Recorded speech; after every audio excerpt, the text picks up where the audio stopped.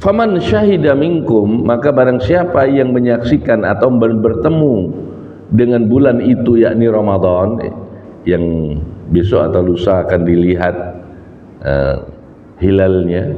Hilal artinya garis pipih daripada bintang, bulan.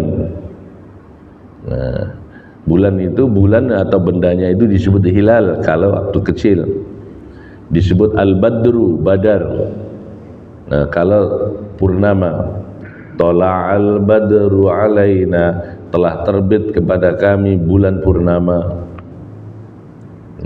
Dan diterangkan dalam surat Yasin, dia kalau ujungnya seperti syajarah, seperti lengkungan daripada daun kelapa itu, pipih, yakni sabit, hilal.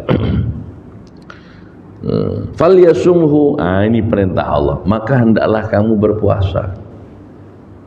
Sebagaimana kalau kita taat ingin tahu hasil daripada pemeriksaan darah, kata dokter, puasa ya dari jam 12 sampai besok dengan tidak makan. Kalaulah itu makna soma yasumu, padahal bukan hanya makan minum, hakikatnya ini kekuatan puasa itu boleh menahan nafsu kita, dan dia mendatangkan as-sihah, sehat. Sumu tasihhu, Rasulullah mengatakan itu, puasalah kamu akan sehat.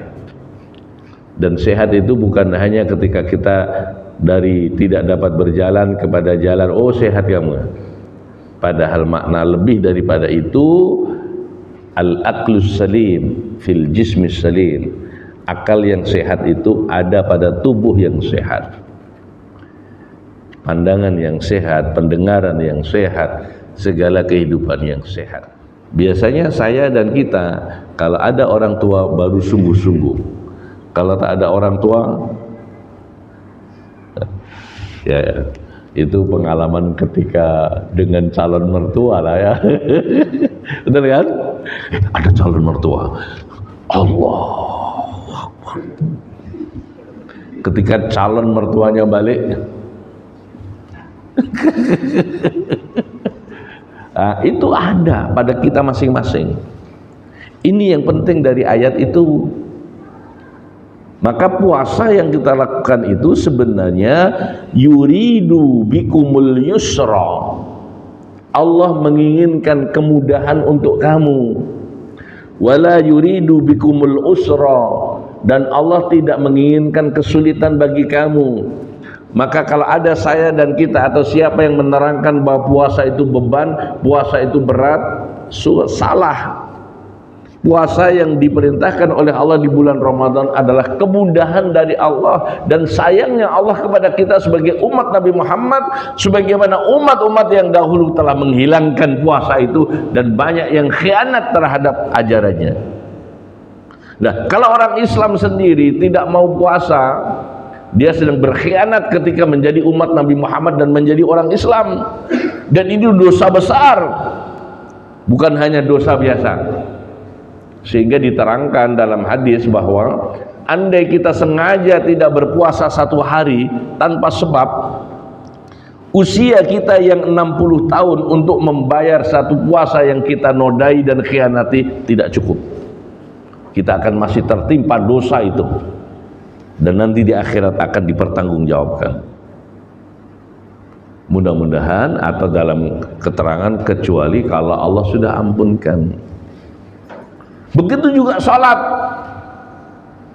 Siapa yang meninggalkan sholat tanpa sebab satu kali, dosanya itu dosa besar. Gitu, pemahamannya seperti itu.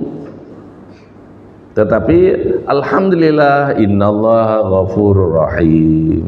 Astaghfirullahaladzim, astaghfirullahaladzim, astaghfirullahaladzim.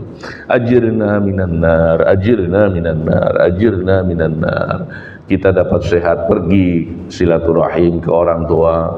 Kita punya kemampuan pergi setat kereta ziarah kubur. Kita mampu kemampuan ada pergi pergi ke hospital untuk membantu siapa yang perlu. Itu pertolongan-pertolongan Allah, namanya nafilah, ziyadah.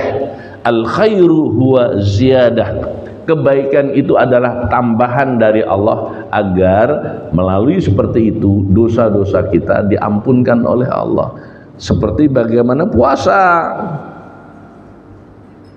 Jangan sampai nanti anak-anak kita atau saya dan kita sendiri didapati assalamualaikum, ketok-ketok rumah,